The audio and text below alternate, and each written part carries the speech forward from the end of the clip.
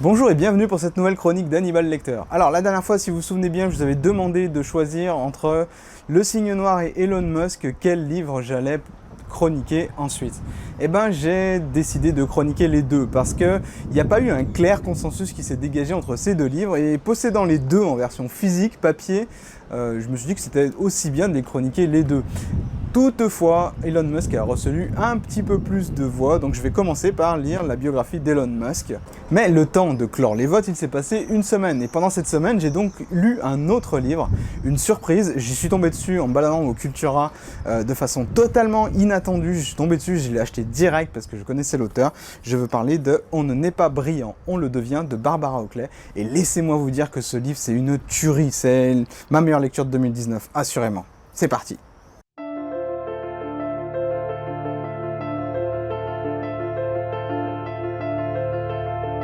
Alors pour ceux qui ne connaissent pas Barbara Oakley, elle est professeure de génie physique à l'université d'Oakland en Californie.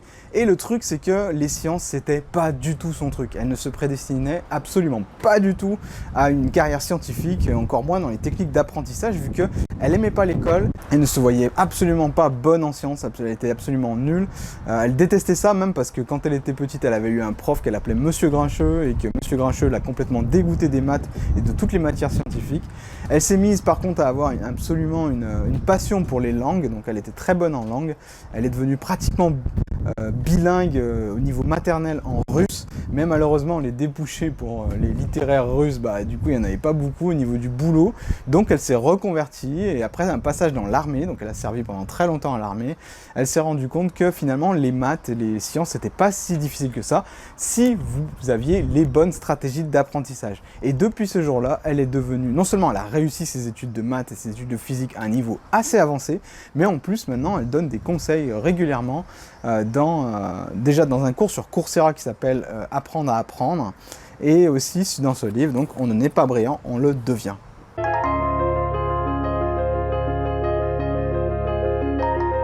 Alors dans la première partie, Barbara Oakley nous parle de quelque chose de fondamental pour bien comprendre comment notre cerveau apprend les choses, c'est le mode concentré et le mode diffus. En effet, dans le mode concentré, celui lequel vous utilisez d'habitude pour apprendre les choses, vous essayez de rassembler des bouts d'une pièce d'un puzzle et vous essayez d'y voir clair en établissant un raisonnement, que ce soit scientifique ou que ce soit dans d'autres matières. À chaque fois que vous êtes confronté à un problème nouveau, vous essayez d'assembler les pièces d'un puzzle immense et lorsque vous y arrivez, vous saurez reconnaître l'image à chaque fois qu'elle se présentera et vous saurez établir les mêmes chemins par lesquels vous êtes passé pour établir un raisonnement. Ça, c'est le mode concentré. Et c'est celui que vous utilisez la plupart du temps. Mais il existe également un autre mode de concentration qui est le mode diffus. Dans le mode diffus, votre cerveau fonctionne à l'intuition et fonctionne surtout de lui-même. C'est-à-dire que tout ce que vous avez essayé d'apprendre plus tôt dans la journée ou plus tôt dans votre vie, pendant que vous êtes en train de vous reposer, le mode diffus, lui, qui est plutôt dirigé par l'hémisphère droit du cerveau, il va prendre en main les concepts que vous avez appris et il va essayer de les combiner entre eux, comme ça, pendant que vous êtes en train de faire typiquement autre chose. Et c'est ce mode diffus, basé plutôt sur l'intuition, qui va faire en sorte que vous allez devenir un véritable génie, quelqu'un qui est particulièrement brillant. Le problème, c'est que bien souvent, le mode diffus, on ne l'utilise pas. Bien souvent, on est trop occupé à essayer de résoudre un problème de front, alors que la solution se trouverait comme si on avait besoin d'un regard extérieur. Si vous voulez plus d'informations sur ce que Barbara Oakley appelle l'effet Einstellung, je vous recommande de regarder ma vidéo sur Potion de vie. Pour résoudre un problème, il est donc important de se concentrer dessus, mais au bout d'un moment, de lâcher l'affaire et d'y revenir quelques minutes, quelques heures, voire quelques jours plus tard pour trouver la solution. En effet, pendant que vous laissez le problème difficile de côté, le mode diffus va prendre le relais et va travailler pendant que vous faites typiquement autre chose. C'est pour ça que vous avez l'impression d'avoir des bonnes idées quand vous êtes en train de marcher, de vous éclater, d'être au cinéma, de parler avec des amis ou d'être sous la douche.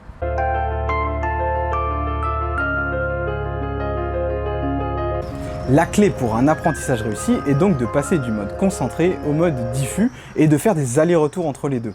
Ça veut dire que quand vous êtes confronté à un problème pour la première fois, il est intéressant d'utiliser tout de suite le mode concentré pour voir si vous pouvez attaquer ce problème de front et si vous connaissez déjà la réponse ou le raisonnement logique à ce problème ou à cette situation. Après avoir fait ce premier travail en mode concentré, laissez le mode diffus prendre la relève en faisant totalement autre chose. Pour cela, Barbara Oakley précise qu'il est intéressant de se faire une liste de distractions possibles. Comme jouer aux jeux vidéo, surfer sur internet, bref, vous accordez des petites récompenses parce que c'est très important et cela vous aidera également dans votre apprentissage. C'est pas quelque chose qu'on a l'habitude de lire dans les bouquins, ça d'ailleurs, hein. De manière générale, préférez travailler par petites doses chaque jour que beaucoup juste avant un examen. Donc comme on peut le voir, ce livre s'adresse plutôt aux étudiants, mais il est également totalement abordable et totalement garni d'informations ultra précieuses et de stratégies totalement applicables si vous êtes dans la vie professionnelle, parce que plus tard vous aurez des concours à passer, vous aurez des nouvelles informations à apprendre, vous aurez besoin de suivre des formations, de faire des mises à jour de votre bilan personnel, etc. Barbara Oakley parle ensuite de la méthode Pomodoro, cette méthode qui vous suffit de régler un minuteur sur 25 minutes et de travailler en mode concentré, donc le mode concentré de votre cerveau, pendant 25 minutes sans aucune interruption. En faisant cela, ces 25 minutes seules peuvent suffire à vous faire avancer considérablement. Et c'est vrai qu'à titre personnel, dans mes formations, dans mes conférences, je le préconise tout le temps de travailler sans la moindre interruption, mais pas forcément sur des périodes très longues. Ensuite, il y a un grand classique que je développe dans Booster votre mémoire, mon livre, c'est la différence entre mémoire de travail et mémoire à long terme. Barbara Oakley indique que la mémoire de travail est souvent celle qui est utilisée par défaut par de nombreux étudiants, mais que l'idée consiste à faire entrer les informations dans la mémoire à long terme. Et pour ça, il est essentiel de procéder à des répétitions espacées. Alors, les répétitions espacées, là encore, j'ai fait une vidéo assez importante sur Potion de vie, ma chaîne principale, vous pourrez la trouver ici. Autre chose, le sommeil joue un rôle absolument prépondérant dans tout ce qui est apprentissage. Vous aurez beau avoir la meilleure préparation du monde, si votre sommeil est insuffisant, et bien tout simplement vous échouerez. Là, toutes les preuves scientifiques et toutes les études le démontrent.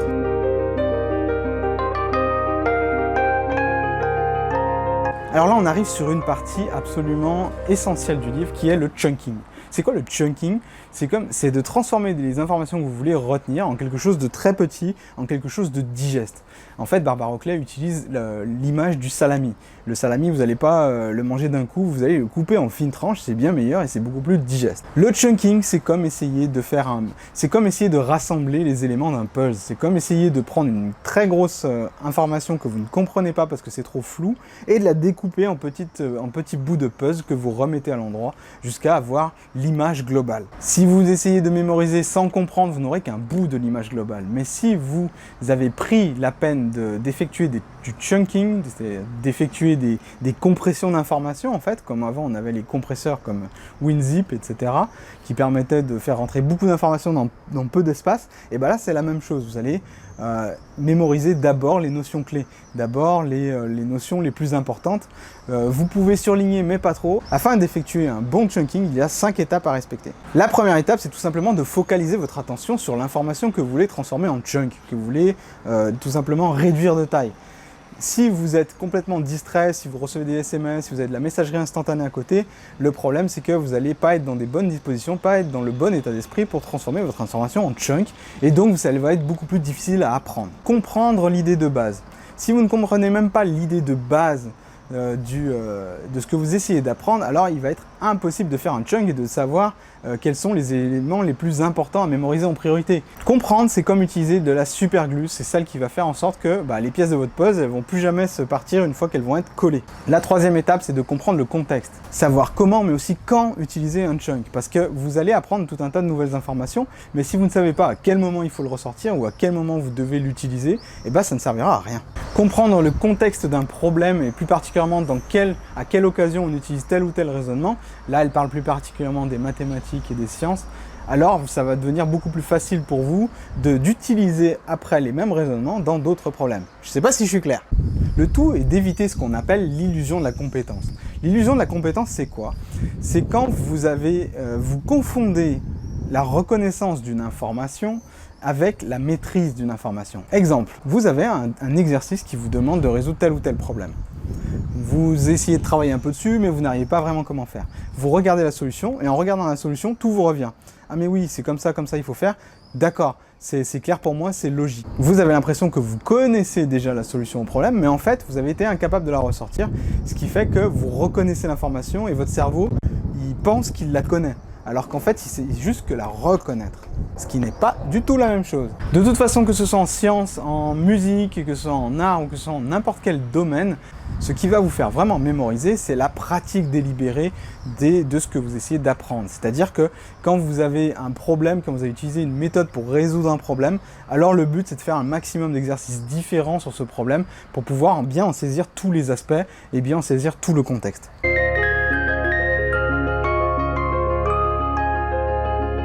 Le vaste sujet de la procrastination. Alors ça c'est un sujet que je traite également beaucoup sur Potion de Vie. La procrastination, le fait de toujours remettre à plus tard, ça intervient évidemment lorsque vous essayez d'apprendre quelque chose.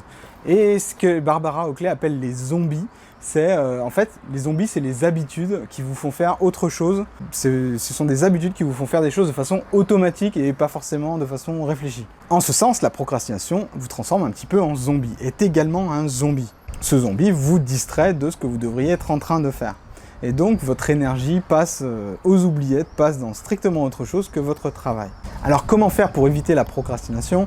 Barbara Oakley dit que les distractions c'est vraiment la clé de tout et il faut dresser vos zombies en fait, dresser vos habitudes. Donc savoir reconnaître quel est le signal qui fait que vous allez procrastiner, quel est l'événement, l'état d'esprit, quel est le lieu peut-être où vous vous trouvez, ou quel est le déclencheur de votre procrastination, de votre zombie.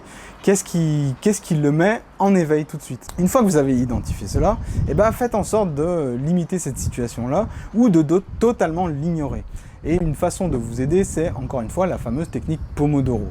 Pour ignorer les distractions de façon plus facile, vous réglez un minuteur et vous vous accordez 25 minutes. Souvent, selon Barbara Oakley, c'est plus la pensée que le travail va être pénible qui vous fait procrastiner plutôt que sa réelle pénibilité.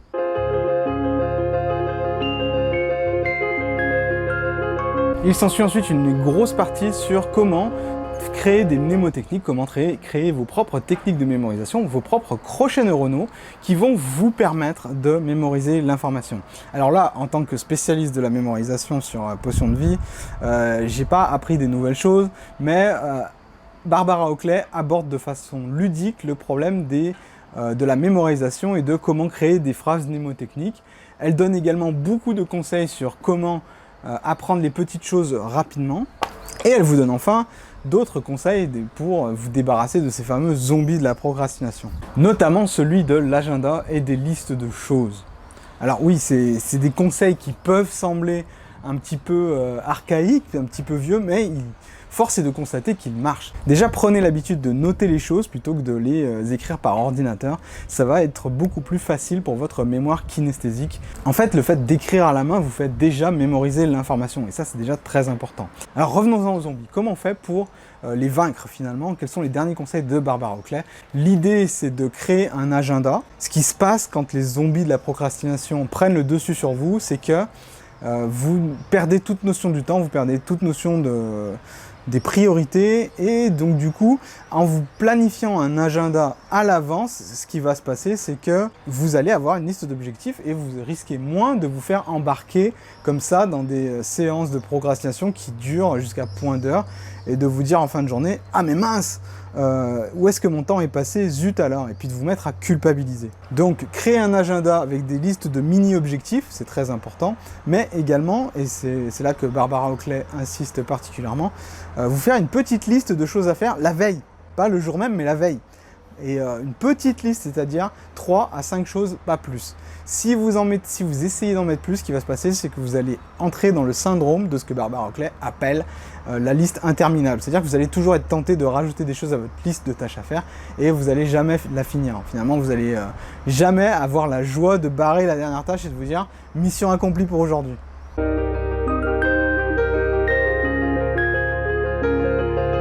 La dernière partie du livre est consacrée à l'apprentissage seul. Il est possible d'apprendre tout seul dans son coin. C'est même, pour certaines personnes, c'est même la stratégie à recommander en priorité. Et pour d'autres personnes, pour peut-être la majorité des gens, c'est en revanche totalement impossible. Mais si vous devez à un moment apprendre seul, Barbara Oakley a énormément de conseils pour vous aider. En fait, apprendre seul, l'avantage, c'est que cela vous permet de penser de manière autonome et cela vous permet de mieux anticiper les questions pièges lorsque vous avez des examens ou lorsqu'on essaie de vous tester de façon un petit peu vicieuse. Un message inspirant de Barbara Oakley est que dans les moments clés, la persévérance est bien souvent plus importante que l'intelligence parce que c'est elle qui va faire la différence entre la réussite et l'échec. Beaucoup de génies sont en fait des gens pas particulièrement intelligents. Par exemple, Einstein, oui, le fameux Einstein, avait souvent besoin de s'aider, de s'entourer de mathématiciens pour pouvoir faire des avancées dans sa théorie parce qu'il n'était pas capable de résoudre tous les problèmes mathématiques lui-même. Et également, Santiago Ramón y Cajal, désolé pour la prononciation, considéré comme l'un des pères de la neuroscience moderne, était en fait tellement mauvais à l'école qu'il s'est fait virer et pendant très longtemps il a même été plutôt un délinquant que vraiment un scientifique. Malgré tout, il a fini prix Nobel. Tout simplement parce qu'il savait beaucoup mieux que les autres utiliser son mode diffus, son intuition et sa capacité à utiliser un peu plus son cerveau droit, qu'il était également beaucoup plus persévérant et que il n'était pas victime de l'effet Einstellung. Barbara Oakley vous invite ensuite, si l'apprentissage seul n'est pas fait pour vous, à au contraire travailler en groupe. Mais attention, il y a des règles à respecter lorsque vous voulez travailler en groupe. Si vous vous rendez compte que les gens n'ont jamais les fiches de travail, qu'ils parlent de tout mais d'autres choses, qu'ils se pointent toujours en retard, alors c'est le signe qu'il faut changer de groupe de travail. Le fait de demander et de se mettre à plusieurs à résoudre les problèmes compliqués ou les choses que vous ne comprenez pas, il ne faut pas se sentir stupide. Il ne faut pas hésiter à poser des questions qui peuvent sembler naïves parce que ça peut vous débloquer beaucoup de choses par la suite.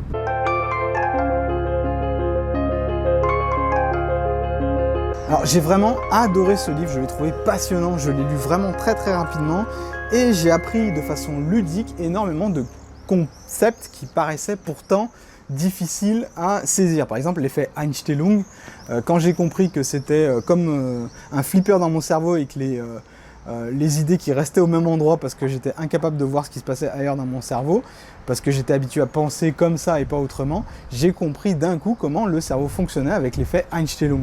Il y a également pas mal de conseils plein de bon sens, il y a des anecdotes croustillantes sur les plus grands scientifiques du XXe siècle. Richard Feynman par exemple, dont j'ai déjà fait une vidéo illustratrice sur Potion de vie. Elle est toujours très inspirante, Barbara Oakley. Elle vous montre vraiment que l'importance, donc je le redis encore une fois, ce n'est pas l'intelligence pure, c'est vraiment la persévérance, la façon dont vous travaillez et de comment vous prenez les échecs. Les échecs en fait et la façon dont vous abordez les échecs va faire la différence entre plus tard comment vous allez réussir et si vous allez au contraire nourrir un complexe qui fait que vous n'allez pas du tout y arriver. Votre façon d'aborder les échecs en fait va faire la différence plus tard entre votre réussite ou votre échec. Ce que j'ai aimé particulièrement dans ce livre, c'est qu'il y a plein de témoignages. Alors déjà, il y a plein de... C'est comme si elle avait interviewé plein de gens et qu'elle avait fait dans un petit encadré des conseils selon des gens. C'est des pointures en plus, les gens qui parlent, c'est tous des profs de haut niveau, c'est tous ou des étudiants qui ont particulièrement bien réussi. Elle les fait intervenir directement dans le livre, ça j'ai aimé. Il y a plein de concepts imagés. Il y a également ce que j'ai aimé, c'est qu'à la fin de chaque chapitre, il y a un résumé avec les points importants. Il y a également toujours le même conseil qui revient à chaque chapitre, c'est maintenant fermer les yeux ou alors détourner le regard et essayer de vous rappeler les éléments clés de ce chapitre. Ça, je trouve que c'est une excellente façon pour un livre de non-fiction. C'est une excellente façon de faire intégrer les nouveaux concepts. Donc ça, j'ai vraiment aimé. Même si vous suivez Potion de vie pour un petit moment, même si vous pensez déjà connaître un max de choses sur la mémoire, vous y apprendrez quand même des nouvelles choses. Moi, j'ai vraiment adoré ce livre. Des trucs, des astuces, des checklists, il y a énormément d'informations différentes et énormément d'informations importantes. J'ai pris énormément de notes dans ce livre. Ça m'était pas arrivé depuis un petit moment. J'espère que cette chronique vous aura permis de découvrir un petit peu pourquoi on ne naît pas brillant mais on le devient. Donc la prochaine fois, je vais chroniquer le livre d'Elon Musk, la biographie d'Elon Musk. Et je vous proposerai un autre choix pour la semaine un peu suivante. Et on va fonctionner comme ça, hein, si ça vous convient. Hormis, continuez à m'envoyer vos livres, donc je continuerai à les chroniquer. Mais entre chaque, je vais vous proposer un choix à chaque fois. Et puis voilà, c'est vous qui allez décider un petit peu de quelle sera la prochaine chronique. Je vous dis à bientôt pour la prochaine chronique. Salut!